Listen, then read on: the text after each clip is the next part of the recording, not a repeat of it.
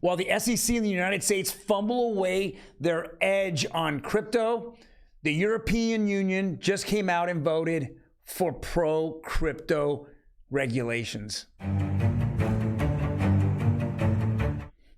Yes, I can't believe it either. We're seeing the world just roll right past the United States in crypto, and that's going to be our focus today on OG Crypto and NFTs. Welcome everyone, my name is Troy, and Monday through Friday we go over the latest news in crypto, actually cryptocurrencies, blockchain. Oh my Lord. Sorry. Wow. We're hearing our producer Emi, as she wasn't the star of the show yesterday. Go ahead, blow your nose, Emi. There we go. Let's get on camera. Huh? Let's get you on camera. No. She's not feeling good, but we're going to give you the best 5 to 10 minutes in the crypto industry on a daily basis. Let's jump right into it. EU lawmakers approve world's first comprehensive framework for crypto regulation. It's kind of funny. We just went through, 2 days ago, Gary Gensler, the SEC, got in front of Congress and it was almost as if his lawyer told him to say the same line over and over. And he was allergic to the word yes or no, right? And the world laughed him off and laughed off the Biden administration and anything to do with the United States, because they just are so inept when it comes to looking at innovation. But other parts of the world are taking off, including Russia, China are already out there and they are embracing crypto. And now today the vote was the EU lawmakers approve a comprehensive framework for crypto regulation. The world outside the United States is celebrating. The more we embrace it, we're going to get fees down. Everything's going to be faster. It looks like this is a revolutionary technology that's going to disrupt almost every part of our lives, especially the financial system, which is the largest monetary system in the world. It's going to disrupt it. It doesn't matter if it has to do with the banking system, if it has to do with retirement funds, trade finance, if it has to do with enterprise finance, all of it is being disrupted, and there's so many new innovation and companies out there. All right, let's go read the key points. In a vote Thursday, the EU Parliament voted 517 in favor and 38 against to pass the Markets in Crypto Act, or MiCA. The rules will impose a number of requirements on crypto platforms, token issuers, and traders around transparency, disclosure, authorization, and supervision of transactions. I know that the Ripple team is out there right now. Actually, Coinbase, a lot of people are out there right now because they want to sign up and get licensed for this. But they're going to have to be transparent. Now, the great thing that we like about Ripple is that they come out with quarterly reports. But what's going to happen with Bitcoin, who can't do that? Or even worse, what's going to happen with Ethereum, who refuses to come out with any transparency, while their Ethereum Foundation as well as Vitalik continue to dump on retail all day long in the United States without any fear. But looks like in Europe you can't really do that. And guess where the Ethereum Foundation is? It's in Switzerland. So we're going to see what happens here. There's a lot of projects out there that continue to dump on retail, and they're going to have to come clean on their numbers now, because they're going to figure out that it just simply can't make shit up and then go ahead and lie to everybody about it. Now you're going to have real numbers to get licenses.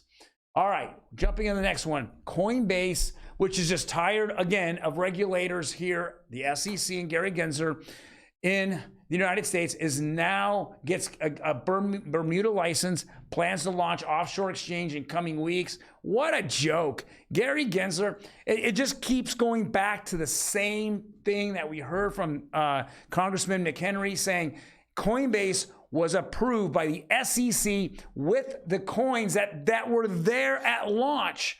And again, that was a whole different, let's make this a point, a whole different SEC commissioner. And now the new one comes and says, the old one's full of shit. And the new, and me, I'm king god of everything. And I make all the rules, but I won't tell you what the rules of the road are. And I'll tell you I'm going to be clear, but I won't be clear. And so Coinbase, who is the largest, I believe at this point, the largest exchange in the United States, who's backed by BlackRock, who's already, given the okay by BlackRock, who has put pension funds into Coinbase at launch, is now saying we're thinking about moving completely offshore because we can do what we want offshore. Obviously, Sam Bankman-Fried did what he wanted offshore, but he kept coming back to the United States and paying people off. So with that being said, very shocking news, but it's something that we had to expect, right? Let's jump into the next one. CFTC advisor Chris Perkins says U.S. risk falling behind in crypto.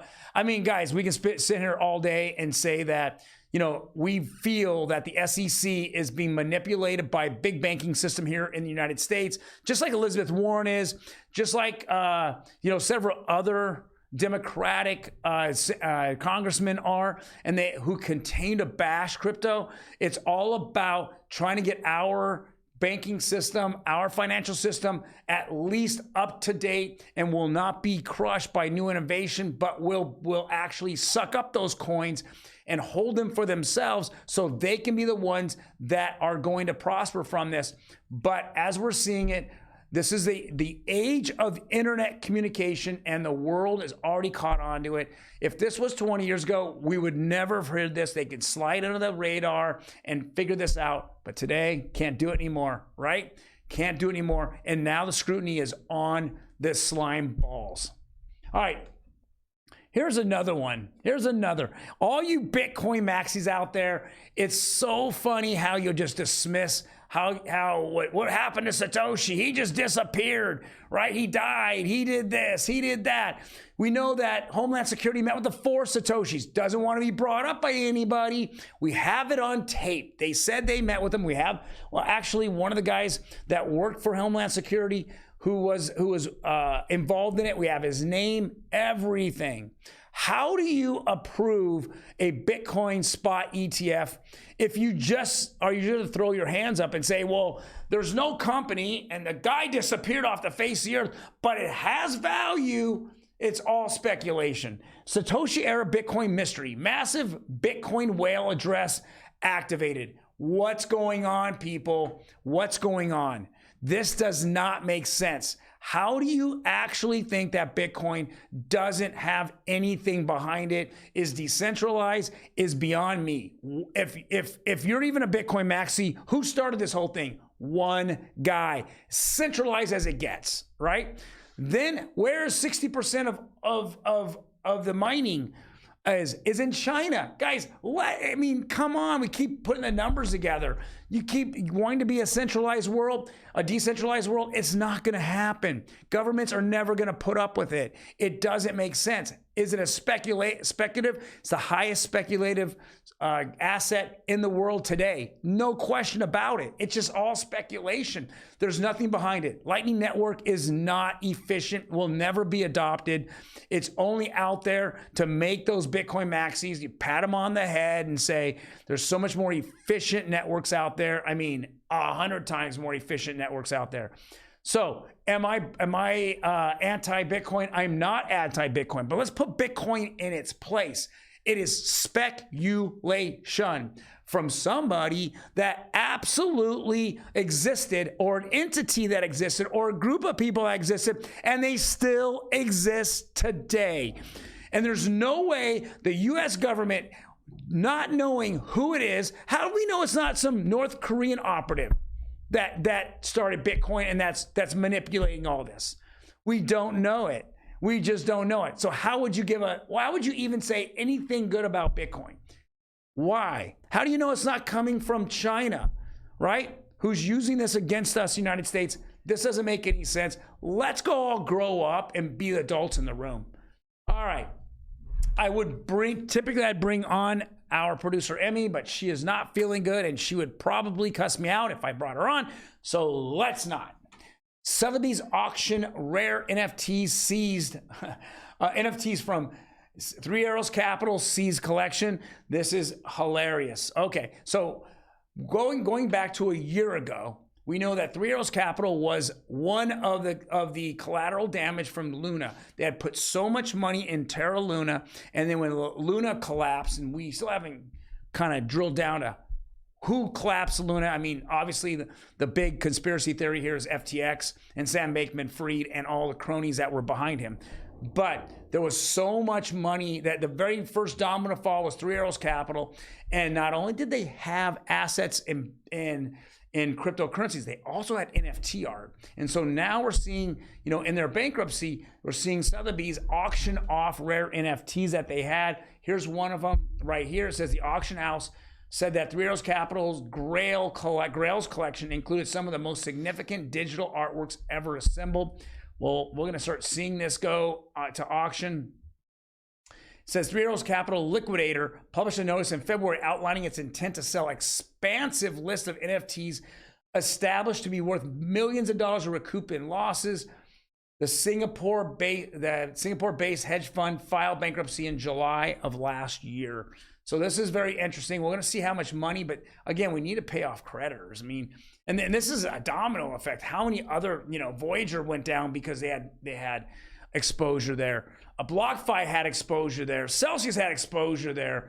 They would give Three Arrows Capital money because they had made money in the bull market. But the second the market turned, all those, poor decisions continue to even show how much more poor decision it was.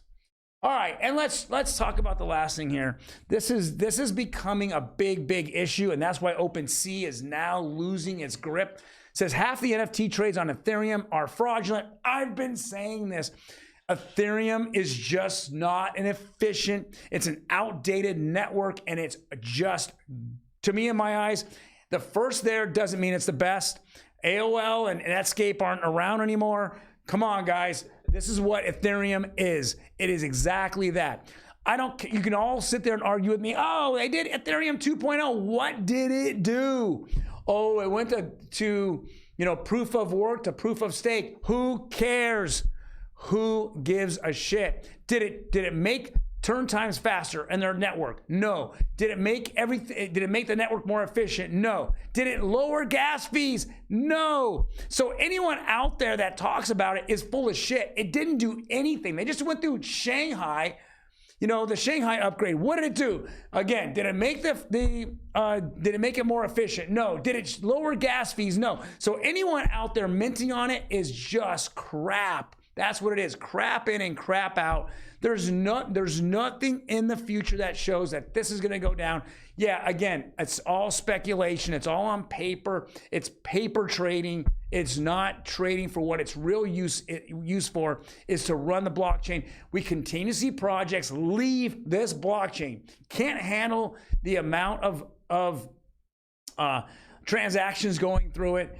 Anyone out there that mints an NFT and you have to wait, what's the first thing that pops up? Oh, yeah, if you want to pay more. So you're paying outrageous fees already. If we want to pay more, well, here, press this button and spend more. Sounds like a scam to me. That's exactly what it is. But let's read what wash trading does, because this is the issue here is all wash trading. And I think this really affects OpenSea. This is what it says. Okay. The hype among collectors and creators attracted unwanted attention from the malicious actors, naming wash traders. BitsCrunch report points out the alarming rise of NFT wash trading activity, which skyrocketed by 25 times, almost $33 billion in 2022. Wash trading refers to using fake transactions, copy minting on other creators' original work and other means in order to artificially pump up prices for specific NFT collections. Haven't I said this? Pepe, we talked about Pepe yesterday. It went up, 1,000%. It's going to dive into the dirt, and the people who created it are going to make all the money. Where is the SEC on this? Because the SEC talk about people who get back into crypto, they have to deal with this crap of wash trading, of fake transactions. OpenSea is getting crushed on this right now, and they keep losing market share to Blur and to LooksRare and to everybody else. And now we're seeing so many other blockchains open themselves up to their own marketplaces, such as on the NFT, on XRP, it's called Zoom Wallet. You're just seeing so much better stuff out there. Why is Ethereum brought up? Because influencers want to have the clicks. They're not telling you the truth. The bottom line is, if you were here a year ago, you saw the same gas fees, right? 2 years ago, same gas fees, right? 3 years ago, same gas fees. 4 years ago, same gas fees. What has this chain done? Guys, thank you very much for joining me today. I'm not an anti-Ethereum. I'm not anti-Bitcoin. I just want to see innovation, and you can't innovate on those blockchains anymore. It's time for new blood to take over. You guys have a good day, and I will see you tomorrow.